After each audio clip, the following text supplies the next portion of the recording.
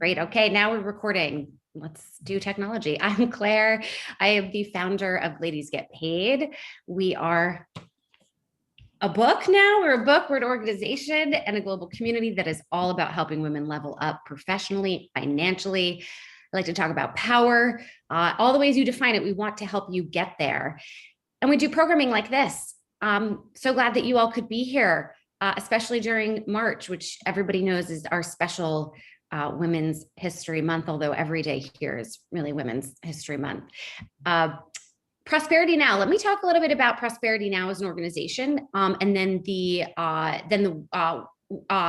everything we're doing here. The ladies are going to talk about their special initiative, Racial Wealth Divide Initiative. So I'll just set it up for folks so that you know the context of the conversation. Essentially, Prosperity Now has helped millions of people, especially people of color and those who have limited incomes, essentially achieve financial security, stability, and ultimately prosperity. And wealth being this building block for prosperity, here's the issue that they're tackling. And of course, we can go more into the various nuances of these issues, but the fact that households of color have lost more than half of their wealth over the past 30 years. We often think, oh, well, progress, it's linear. History is linear. No, it isn't. Every time you take one step forward, there's a lot of steps backward that can happen. So this is obviously because of centuries and I am going to take this from their website, thoughtlessly or intentionally designed policies and practices have kept people of color from building wealth. And as a result, it's a racial wealth divide that keeps growing by the day. And so the Racial Wealth Divide Initiative is looking to stem that tide. But, and again, sorry, you're going to hear from me for one more minute, and then I'm going to step aside. So Lillian Singh is the VP of Programs of Racial Wealth Equity. She came from the NAACP, where she helped reestablish the economic department and then manage the Financial Freedom Campaign, which organized over 15 state conferences to stabilize communities impacted by predatory lending practices, which we all know what happened in 2008. Serious problem. Kat is the director of the Racial Wealth Equity Strategy. She is a certified community health worker, racial justice facilitator, and published researcher. She's been recognized for affordable housing and human rights advocacy for her work on mitigating gentrification. A lot of interesting things there. She owns and operates a certified minority and women business enterprise business specializing in human rights, racial equity, and social justice consulting. By the way, if anybody here was feeling like they had a lot of work that they needed to get done, yeah, these women definitely are doing a lot of stuff here. And then we've got Ebony White. She's the director of the Racial Wealth Divide Initiative. Ebony provides tailored technical assistance and support to nonprofits of color to increase their leadership and capacity building within the ecosystem of asset building, the racial wealth divide, and lifting up best practices that impact the racial economic inequalities in their communities. Okay, there's a lot to talk about. And so, by the way, questions that everybody submitted beforehand are excellent. We're going to use that as the basis of our conversation today. That being said, we want to hear from you now. So please put into the chat. Again, lots to unpack, lots to talk about. Let me first talk to you, Lillian, because I think you were maybe the first person I connected with. Talk to me about your decision to join Prosperity Now, because you were doing great work at NAACP. So what made you want to say yes?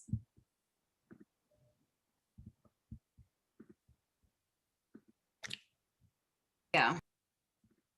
We got to make sure that you're unmuted. There you go. All right. No better way, right, than to start this conversation with these ladies. So good to be in community with all of you. I got an opportunity to come to CFPD, which is one of the largest intermediary organizations focused on asset development and creation across the country, to unapologetically focus on, BIPOC communities, right? Black and brown-led nonprofits across the country. And that was my charge. They wanted us to start the Racial Wealth Divide Initiative. And I was excited about that opportunity, given my experiences working at the NAACP. So when given the opportunity to come to Prosperity Now, I was like, why not? It seems like an incredible opportunity to engage this issue. And if I have funders who are going to be willing to just back me, and then I actually get to stand up this work publicly, that's a great place to be. Mm-hmm. And how did this begin, by the way? Was this you, Ebony? Did you start the initiative? Nope, I cannot take that honor. That was Lillian. Oh, Lillian. Okay. Okay. So talk to me about the genesis of the initiative. And then you joined explicitly to start this initiative. Was this I did. So at the was time, your Prosperity idea? Now, yeah, at the time, Okay. Prosperity Now was almost a 40-year-old organization. I had the privilege of hiring these amazing two co-pilots, brilliant, relentless spirits. First, it was hiring Kat. So we did a couple of things, right? They was like, hey, what we do as a national intermediary nonprofit, for all the ladies on the call who don't know what the nonprofit sector is, those are just basically your human service sector providers who are in local community that are working with, folks on the ground who need, services and resources. So that's who Prosperity Now is. So they wanted to be really unapologetic about strengthening Black-led nonprofits, Brown-led nonprofits, Asian-led nonprofits, Chinese-led nonprofits, et cetera. I had an opportunity to come, and I hired Kat first to really focus on this intentionally. What does it look like to be a transformational capacity builder for this community, for this segment of the population that is expected to do an incredible amount with so little? And then Ebony came just 1 year later. So without them, I would be straight up lost out here. And how do you begin to actually, let me first, so Kat, you were the next hire. So talk to me a little bit about your decision to join and what you're doing. Thank you so much, Claire. Yeah, I had the good fortune to meet Lillian when I was part of one of the projects that was under the umbrella, I think actually, that you were doing before you went to Prosperity Now with an NAACP and the Northwest Area Foundation. It was called the African American Financial Capability Initiative. And it was in 6 different cities. It brought together communities of practice of Black organizations to work on creating an economic mobility pilot project that would be stood up in all of these locations. And I actually ended up being the strategic manager in Portland, Oregon, where I'm from, and coordinated 4 Black-led organizations to start to build that out, and met Lillian at the kickoff actually, and was so inspired by her story, how she came to this work, that, being able to leverage a disadvantaged background to really become a national leader around this work. And so a position opened up.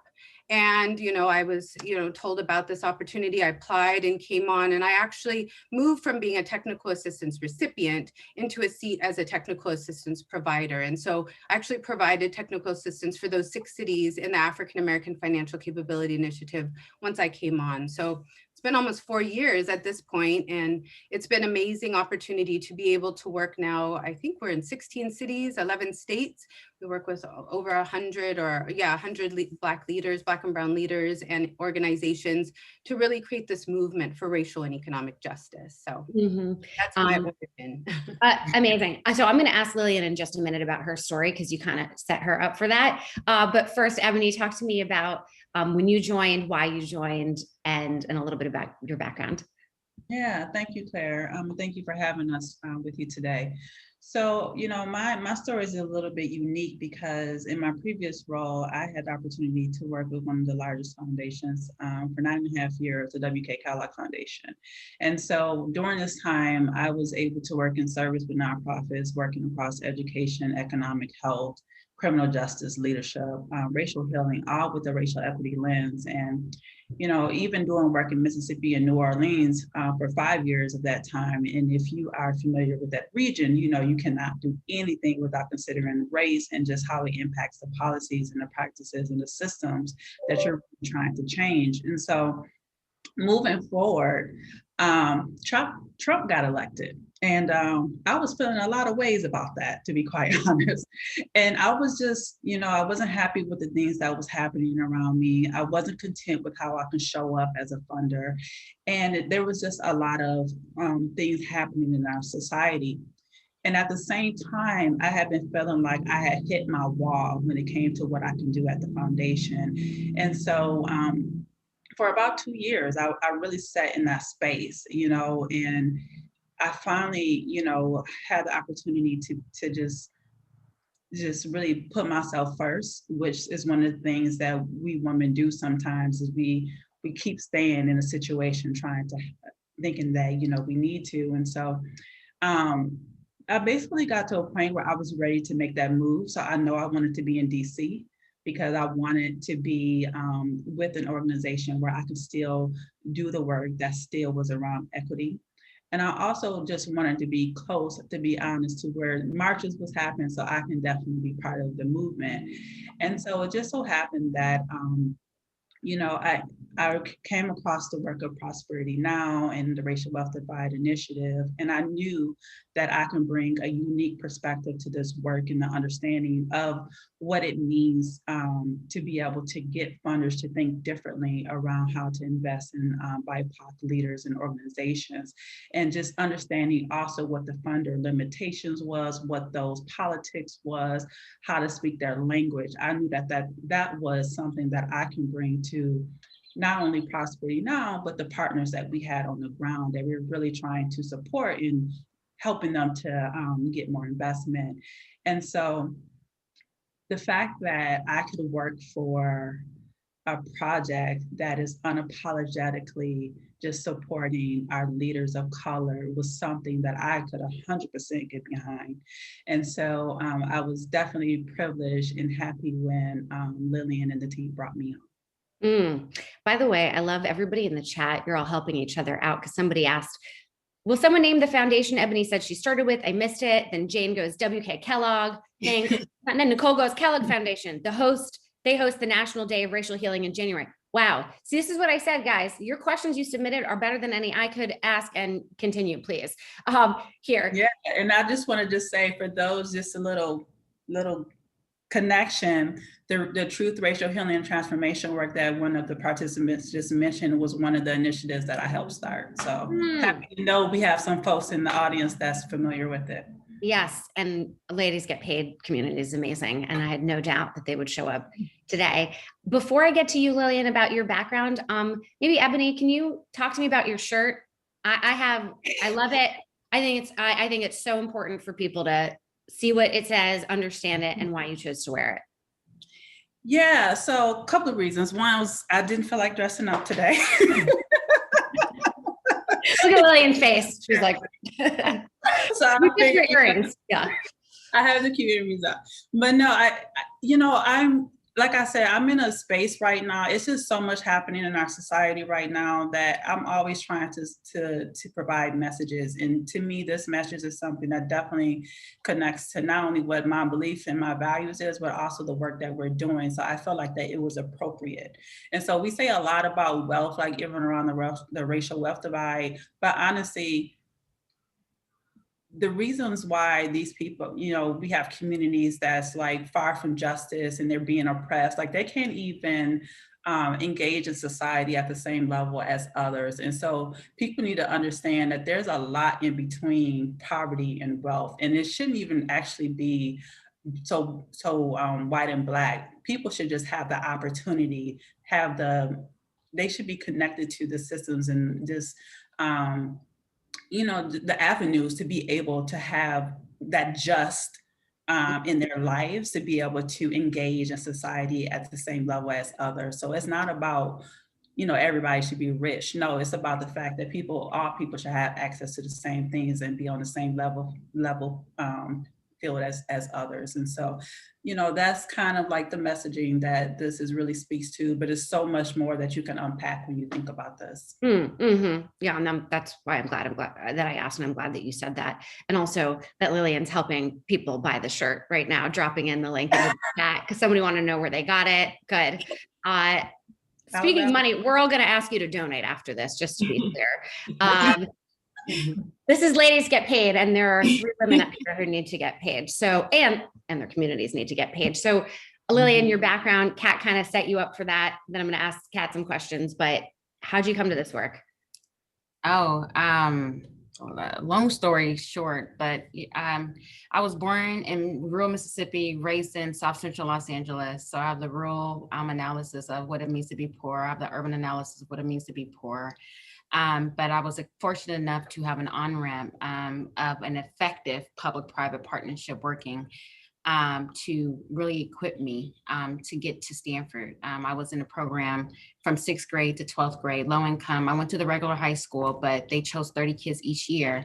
And honestly, it was a social experiment. Can we, if we give, Black and brown, low income, low wealth students the same resources as middle income and upper income students, can they succeed? And what we prove to them is absolutely, which actually is the reason why I do this work, because it's not an individual deficiency framework while people are poor. People don't raise their hand and say, I want to stay poor forever. I grew up poor, I grew up on welfare, but I had an awesome opportunity that most people don't get that look like me, that come from urban South Central Los Angeles. And I went to Stanford, graduated with no student loans debt, because guess what? I was still poor, right? So they have a policy that if you go to school and you don't meet the income requirements, they pay for your education. So that's really why I do this work. I do this work because I know that the system is broken. And policies, as well as the private sector. Kat reminded me, I think when we were preparing for this talk, right? The private and public sector, when they partner, right? If they're not actually partnering to advance the people in the community, they too can cause harm. So that's a little bit about me, how I got started into this work. And, I'm proximal to the issues that I work on, because my family still, guess what? They still are poor and they live in LA, right? So it's, I'm just one generation away, not even, right? A half a generation away from being able to build wealth for my own family. Yeah. Yeah. And I'm glad that you mentioned the private partner component, because I'm actually going to ask Kat about that. What was going to Stanford like? I mean, I guess in the early days you show up. I mean, you've been in the program, right? The on-ramp to it. You really want me to answer that? So I hated Stanford. So for me, right? So I didn't like it. I was underprepared, even though I was like the best LAUSD had to offer. And so one of the, my challenges was, I just felt isolated on campus.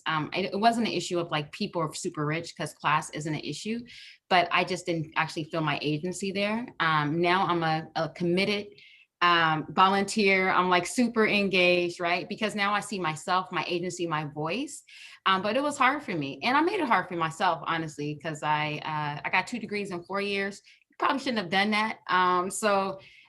It was a hard experience for me, but now I love them, right? So after like my 5th year anniversary, I skipped that because I was like, nah. I went to my 10th year anniversary and I've been volunteering ever since then. So I just celebrated the 15th. So they got me in handcuffs. Now I'm volunteering on everything, but it was an interesting experience. I appreciate the real talk. And that it took time, and that's okay. Charlene said, I'm so proud of all of you women of color, your leadership and the knowledge that you share with others. Yes, ladies get paid. This is my favorite thing about doing this online. So for you, Kat, I know gentrification, I mean, it's a huge issue, but I'm going to speak personally because I have been part of the problem. I have moved to Williamsburg, Brooklyn, and now I'm in LA. So I don't know if it's like a big question that not sure how you want to start to tackle it, but I'm going to assume there's some folks in this room, this Zoom, that are like me, maybe have a little bit of guilt, but they also can't afford where they are. Like they understand they're outpricing, other folks, but then they also are stuck. So what do we do for those of us who are maybe in positions of mind? Like, how do we think about gentrification and what's our role in it? Yeah, no, absolutely. I think, the way that you framed it, it's not an individualized issue, right? People move with the market. That's what we know, especially in a capitalist economy. As I said, perhaps earlier, maybe it was on another call today, I'm sorry. But, many people are differently situated in the economy, no matter our race, class, or gender, right? And so a lot of the supports that boost and block people's opportunity are structural, right? It's systemic, it's institutional. So when I thought about gentrification, my family was actually very impacted by gentrification in Portland, and we lost our house of 10 years. And this was after moving from rural Oregon to Portland. And I actually have a slightly different but similar rural to urban experience, where I actually was a high school dropout. I was in the hospitality sector for about 12 years before I started going to university. And I ended up doing my master's in London at the London School of Economics, even though I had a very disadvantaged educational opportunity that allowed me to leverage that, how I could understand the root causes of some of these issues and think bigger, right? Because the goal is to bring people together, right? These issues we were all born into. None of us made them, but we're all responsible for being able to solve them in some way with our spheres of influence. So being able to understand that it's about investment and disinvestment, right? That these are false ways that, that places are valued and devalued, and that once investment starts being targeted to a certain area, in this instance, it's generally Black neighborhoods and urban cores, the property values start to go up. There are also lots of subsidies that come in for first-time homeownership. There are, beautiful loft apartments that suddenly are put up that, take down economic corridors often that were in place. So, being able to think about how do we use policy as a tool for equity, that we need those investments. Everybody needs those investments, but we have to think about the people who are furthest from justice, who are historically marginalized, who through no fault of their own are impacted by these decisions made beyond the tables they're sitting at, right? And start to sit at those tables. So, I think one of the best strategies around gentrification is, getting to know your neighbor, and really thinking about the issue from a lens, like looking at the data. Who used to live here? Why might they have moved? Were they living in a community that was as well resourced as mine? Or did this opportunity come with me because of the color of my skin? How do I ensure that everyone gets to share that opportunity? So gentrification is a big issue. It was existing before the pandemic. It is exacerbated by the pandemic. We're looking at what's happening economically, with housing and all of these things, and really hoping that this crucial moment where all these sectors, public, private, philanthropy, are all focused on racial, economic, racial wealth equity, that we can actually create a new way forward that allows everyone to have opportunity and equitable outcomes. It's not just access to opportunity, right? We need to see a difference in the lived realities of the people, because there's brilliance. As was said, everybody has something to contribute, and we miss a lot by not including people who society deems, unfit to participate. Will you run for office? No, I'm like, seriously. You vote for me. Okay. All right. Well, we've got, 84 people here who I have committed to you will vote.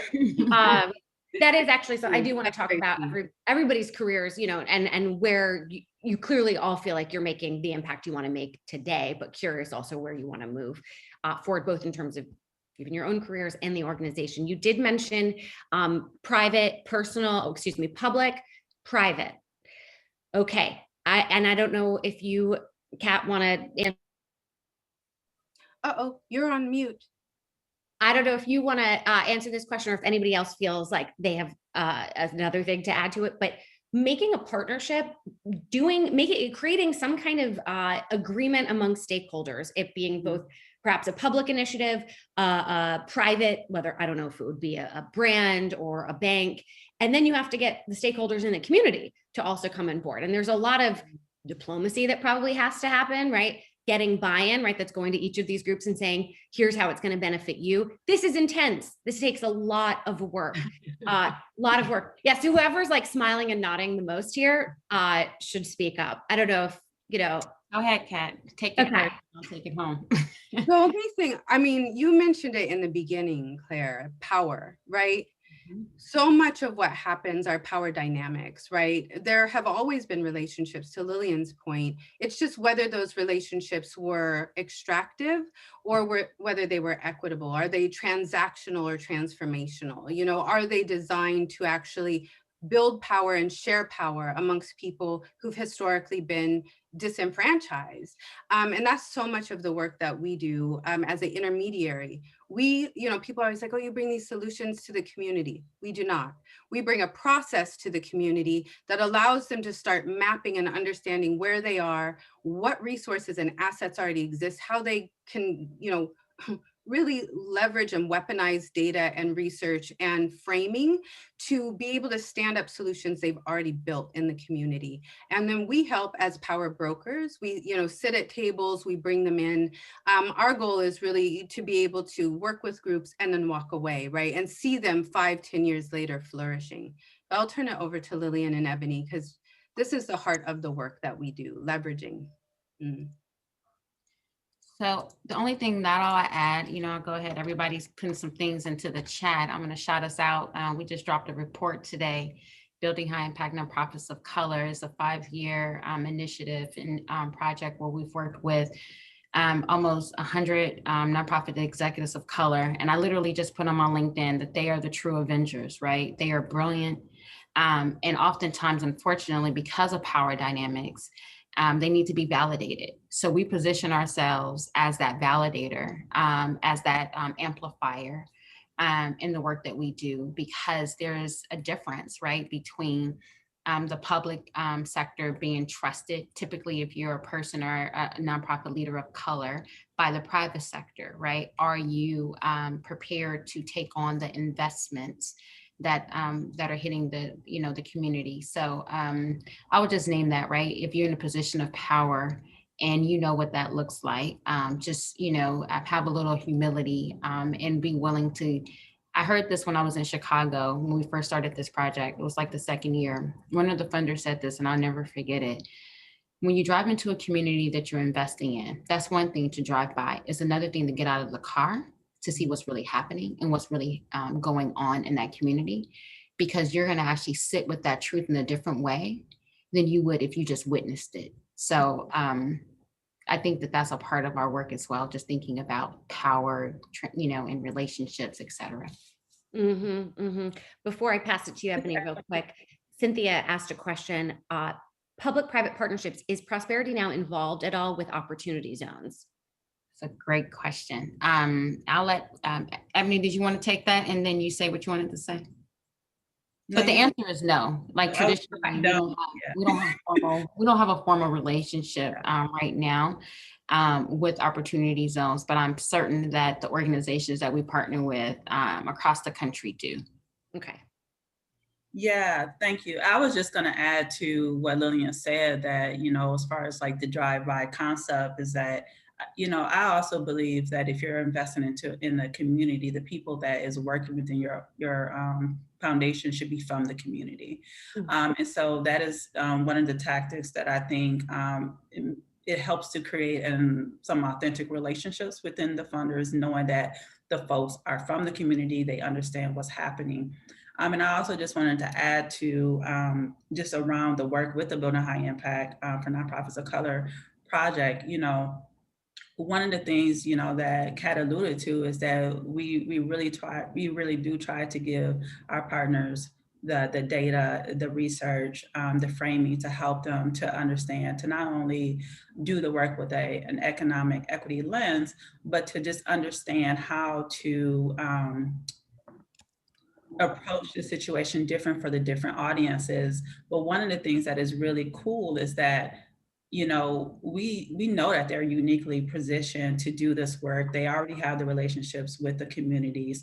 They are the ones who are going to make sure that the community voice is really and it is really part of the work that they're doing, is informing the work that they're doing, and they're helping to create those accountability loops for not only funders, but just any other partners that's within their community.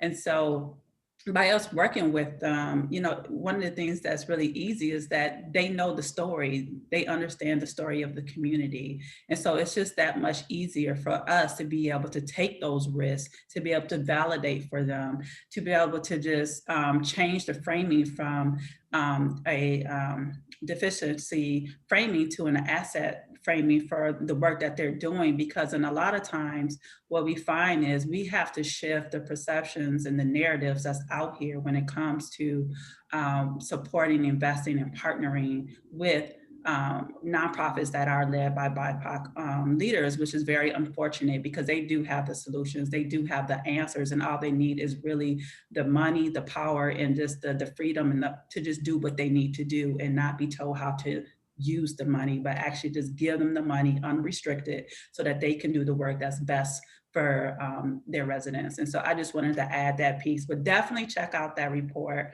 Very excited to get that out. And we have a lot of good lessons learned and guiding principles for other folks that are in this space of work.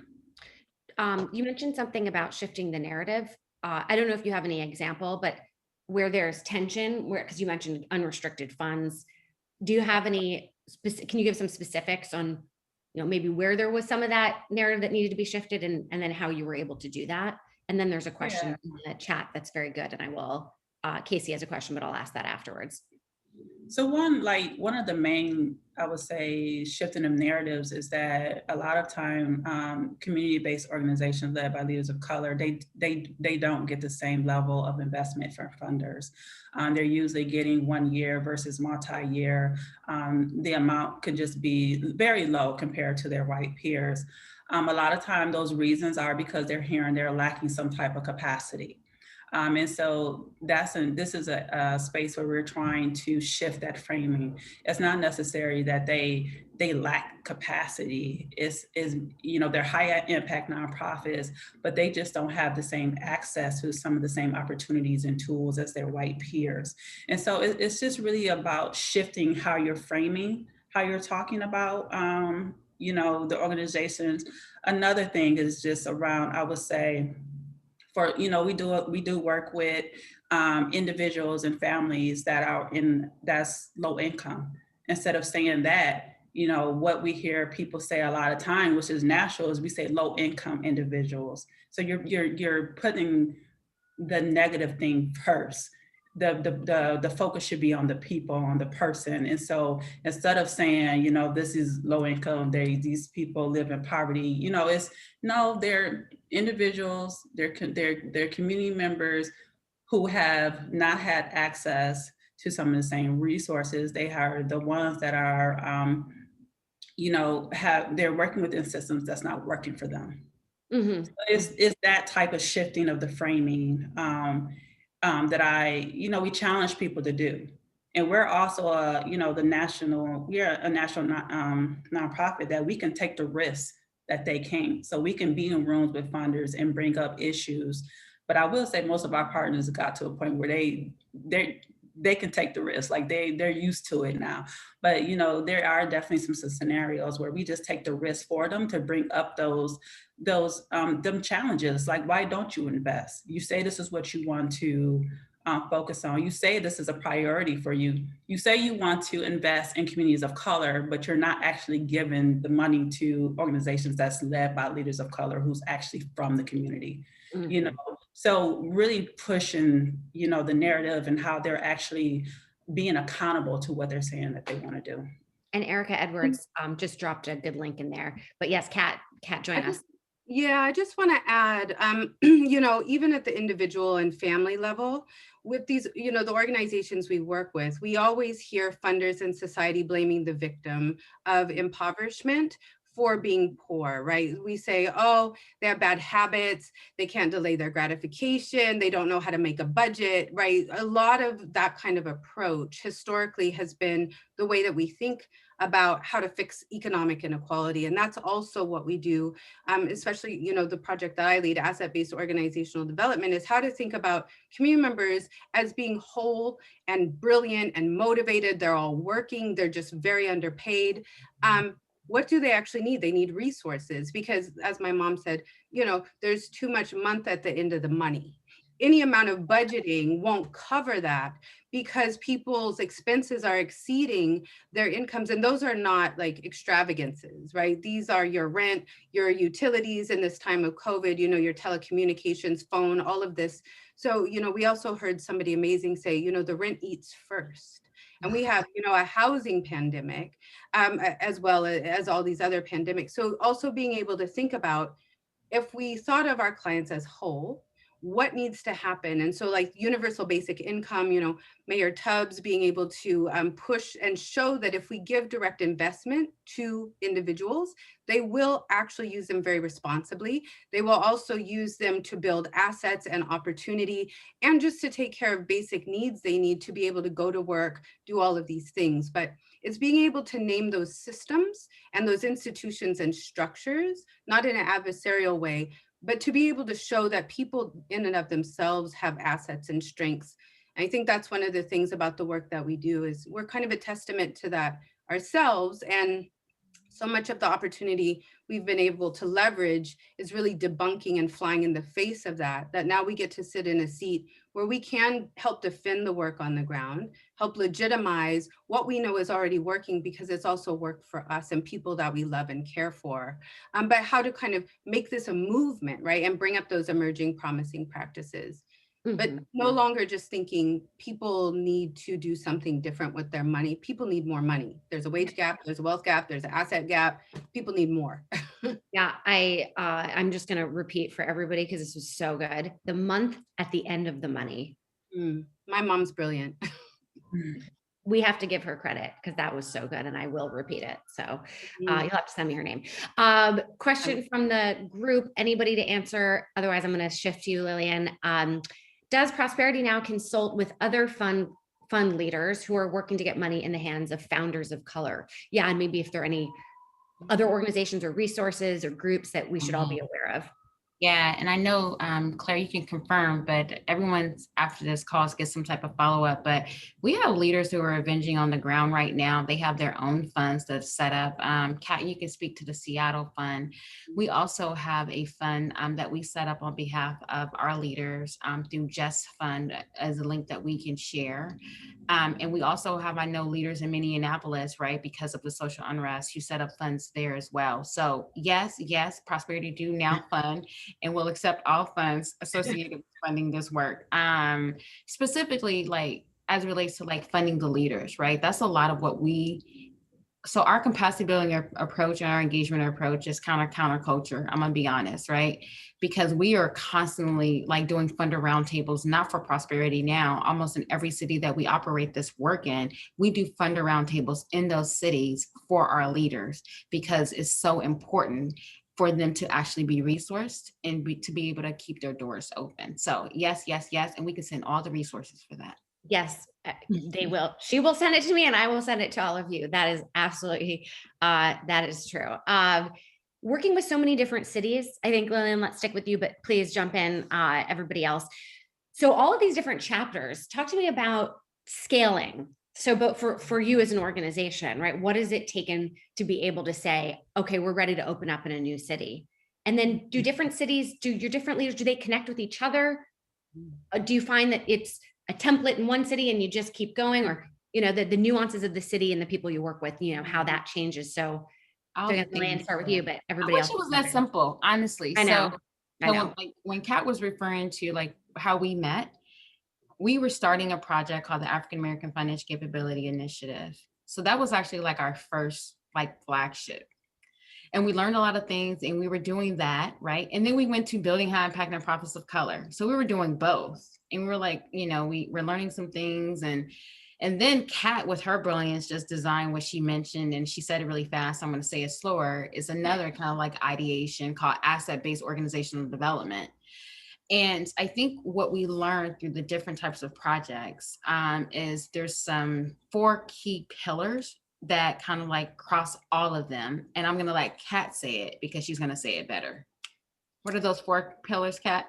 So we do leadership development, direct service design, advocacy and policy. And I've also been adding in a 5th, the strategic partnership, which Ebony also alluded to. But we're also trying to evaluate our work, to your question about replicability, and have also been able to build out a tech platform, right, that allows our leaders to be networked across the country. And we started leading on this before the pandemic happened. So it was very fortuitous.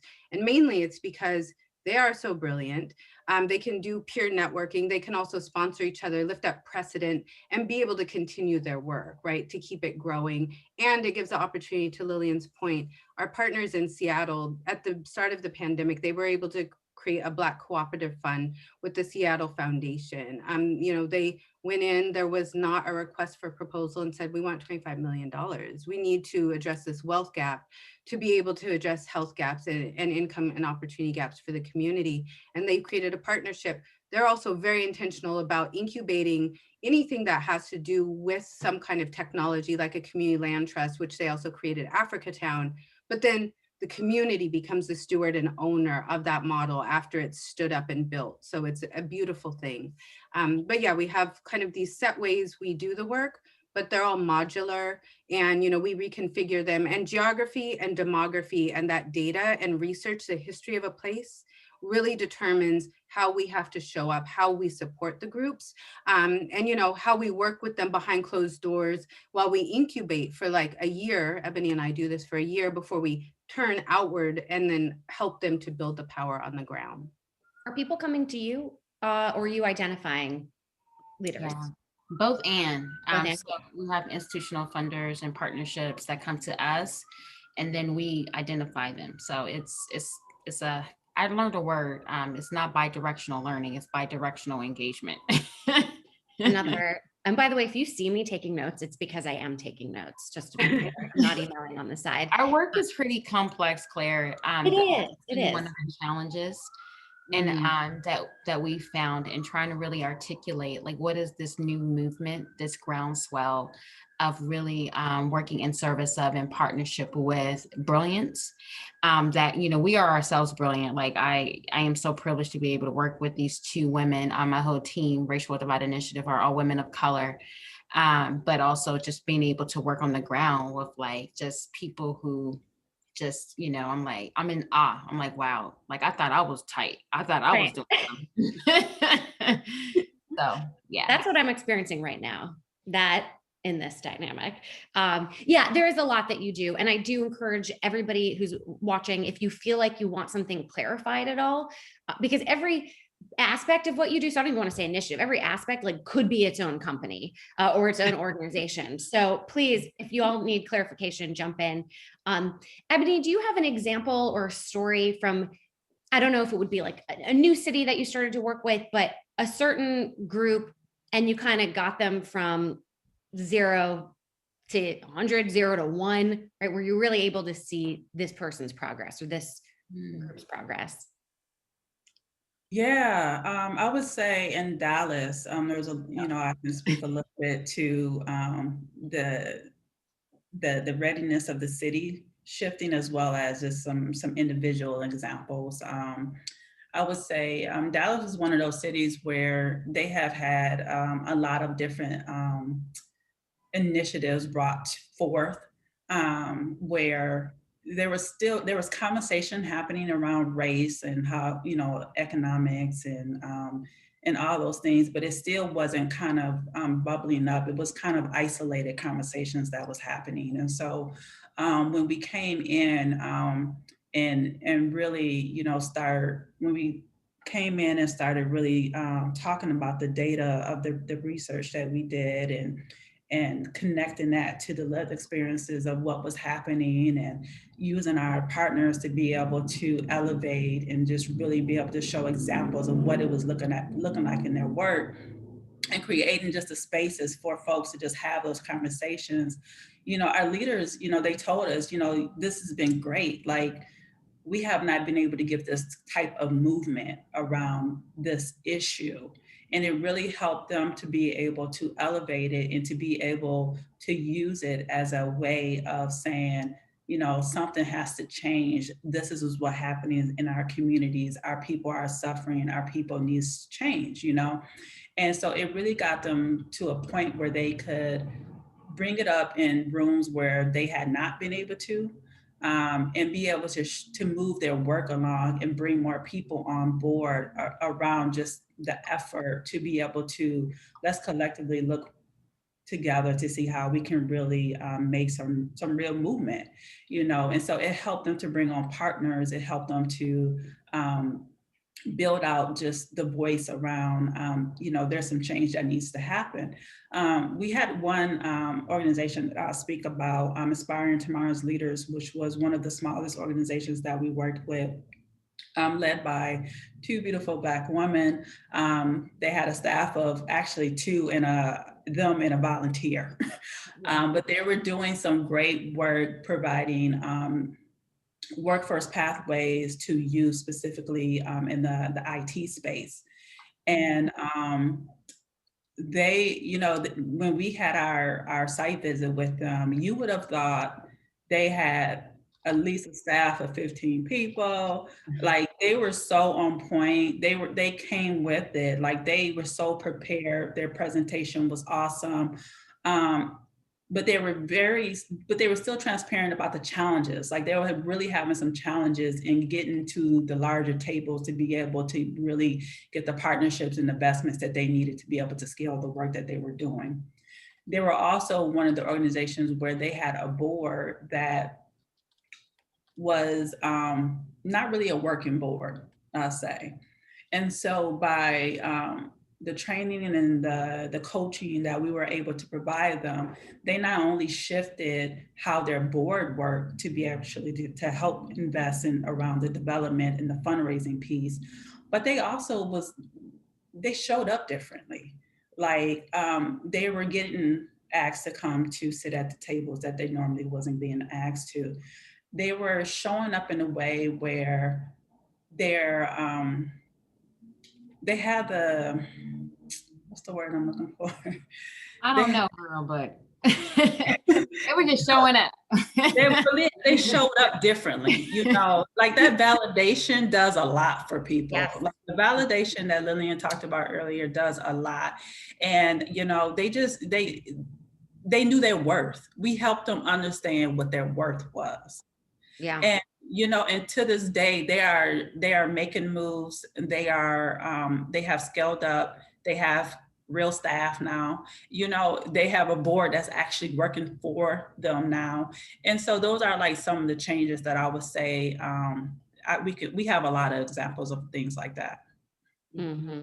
Mm-hmm. Casey asked, so Prosperity Now is focusing more on equipping funders to better invest in entrepreneurs of color, correct? Rather than working directly with the entrepreneur. I think perhaps both, yeah, it's both.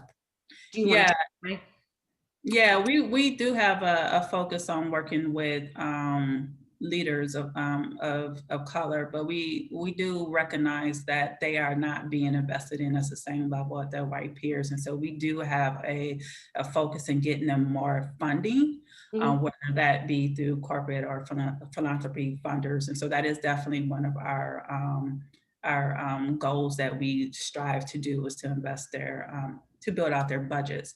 But we also want to increase their partnership, their network, and just their ability to be able to have the platform to speak about the solutions and the best practices that they are working in. So wanting to make sure that the sector as a whole is more diverse around the solutions and what's working for communities of color, and not, you know, I think it was brought earlier, coming into the community and putting, you know, what we say is solutions. As Kat mentioned, no, we help them to elevate the solutions because they have the solutions themselves. And this is why I would add, part of the work is as an intermediary. I mean, it's in the name, right? It's in between, right? Mm-hmm. Is also helping to educate funders about, you know, all of these things, the root causes, how, you know, there is a huge gap around funding, that one of the things, you know, disinvestment exists at the individual, the family, the community, and also the organizational level, right? So we work with funders around that, but our primary client is our nonprofits and the people that they serve. So we're kind of a bridge, I guess, in many ways. Yeah, that's great. And thank you for asking that question. I thought that clarification was needed and appreciated. In our last 10 minutes, I'm going to read some of the questions that were submitted before. My goodness. How can brands work with racial wealth divide to learn best practices, make changes, and help empower those who have been historically underrepresented by financial institutions? Okay, so this is a question that probably cannot be answered in less than 10 minutes, but brands, that's an interesting component to throw in the mix here. So whoever feels most comfortable talking about brands, I'd love to get your response to this question. So I just want to make sure I understand. I can give you guys a brand. One brand is JP Morgan Chase. They're one of our largest funders. They are humble. They're on a learning journey with us. They are frankly allowing us to design and ideate in service of and unapologetically on behalf of our work. So brands who want to align themselves with our ideologies, our frameworks that like is, you know, not a individual deficiency framework, you know, is structural.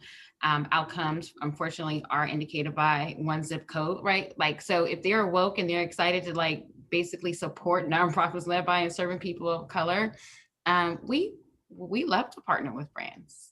But we will also come to the mat, and we won't be silent when you are extracting from our community. And so it's interesting that you said that, because for us, are the internal practices of the company aligned with the message they want to support, right? So if they're helping women, amplify our message of pay equity, but they're not paying their women fairly. So there is sometimes a tension that's inherent. Oh my gosh. I mean, so this work has been historically, Kat, you can talk about it, like historically, the financial services sector, right? And it's like, where's their complacency, right? In this work, and how do we actually show up? So we continue to release our reports, and we won't be silenced, right? Even the report that we dropped today, we talk pretty deeply about how funders need to show up differently. And JP Morgan Chase reviewed it, but they didn't silence us. So, of course, we know that they are imperfect. We know what they did, with their practices. Most, brands are imperfect, right? The question is, are they willing to actually change some of their practices to actually get to greater equity? Mm-hmm. Next question is. Yeah. Oh, I was just going to say, one of the things that we hope with the work that we do is by changing the economic circumstance of the people in their communities through nonprofits, by them investing in those places. They also have people from those communities who can be hired into those organizations, because we know internal organizational culture shift is a big lift.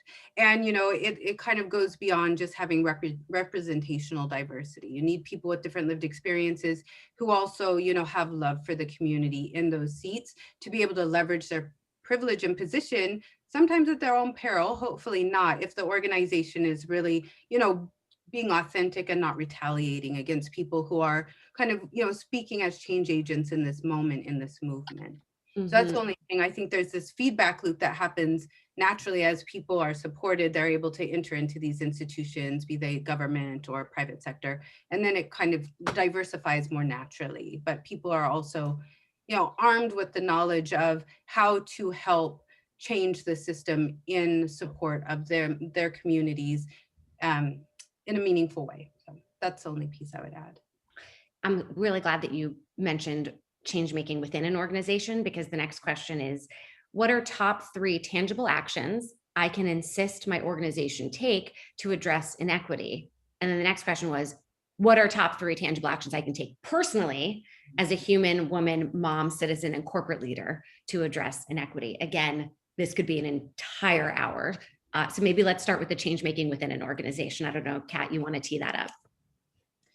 Yeah, I actually was just on a call right before this, right? That Black and brown women are treated as less smart. There's discrimination in hiring and pay, that we are less connected to networks and resources, less sponsorship, less of the ability to see actually the internal workings, and that getting ahead is often difficult because of racial isolation. So being able to really think about also, are people not negotiating, or is there something else at play, and or both? And how do we make hospitable environments, but also being able to use like community level data and those kind of things to make the case. Making a strong case and being defensible is so important, because people will always assume deficiency, even in all of us, right? When we're in spaces that weren't made for us.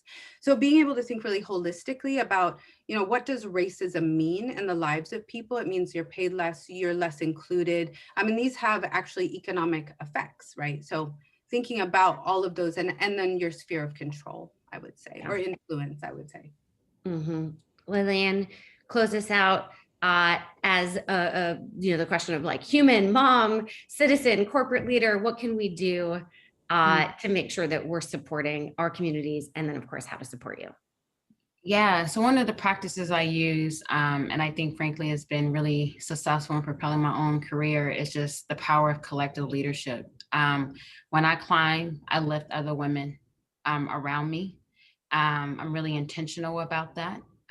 when I have, when I get invitations like this to speak, I am like trying to make room and space for other sisters. And I think that's important. Like Kat shining and Ebony shining doesn't take away my shine. So I, with my shiny earrings on. So I think that's important. Excuse me. Across our work. So that's the one thing that I would want other, women to take with them, as, we advance and as we continue to really, frankly, solve for economic inequality. Mm-hmm. Last words of wisdom. And I don't want to put anybody on the spot, but if we'll put Ebony on the spot, how about that? If there's one last thing that you want people to take away, either about you or about the work that you're doing or the people that you're serving, I'd love to invite you to do that. Thank you. I would just kind of add to the question just around what can you do personally.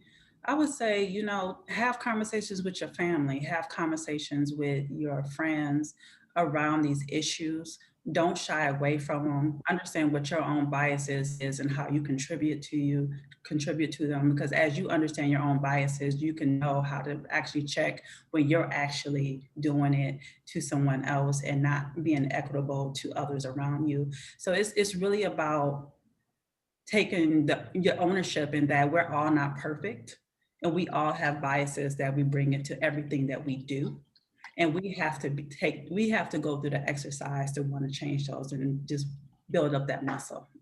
And I think have those hard conversations with your friends. Yeah, and something I've enjoyed about and we didn't talk anything about George Floyd and the summer, but again, an hour is just not enough. Something I've enjoyed watching is the shift go from unconscious bias training to anti-racism training. And as somebody who works with companies, I don't do that work, but I work with companies, and seeing them start to embrace that language, just guess what? It was from the change makers. It was from the agitators in and outside of the organization. They didn't come up with that themselves. So I think that really illustrates, again, that language shift is what we're talking about here in terms of reflecting on yourself and your potential complicity in it, or at least complacency. There you go. Kat, final words of wisdom from you. And then I guess Lillian, you'll close it out, and we will of course send resources to everybody afterwards. Yeah, no, absolutely, Claire. I think that you really named it. I mean, James Baldwin says we cannot change what we cannot name. And so, it is so important to have the language to speak about what we're seeing and to know, to your point, that it's the grassroots to the grass tops. That's how change happens. It's a groundswell. And, wherever you sit in society, being able to leverage your privilege, your position, your relationships in service to people who are less well off is really the way change will happen. I'm writing that down too. Grassroots to the grass tops. My God. Okay. I didn't know I'd be taking so many notes. Lillian, my friend, close us out. Just thank you all so much for being in the community, for seeing us, for hearing us, for even joining today to validate us. Yeah. And remember, there were 200 plus. So everybody here, thank you for showing up, but thank you to everybody who's watching the recording too. And thank you all. Danielle, this has been wonderful and educational conversation. You are all making us smarter and more rad. So grateful. Come on with the Baldwin quote. You three are amazing. Oh my gosh. I love this. Is so great. I love this. And also, I'm going to Bliss has an incredible background and looks fantastic. I'm seeing them right now. They're laughing. I just had to, anybody who leaves their camera on and I see them and they look amazing, I'm going to have to just comment on that. Thank you all so much. I'm going to be sending the recording tomorrow with those resources. So Lillian, I will see you on email. Thank you so much. Thanks everyone. Bye.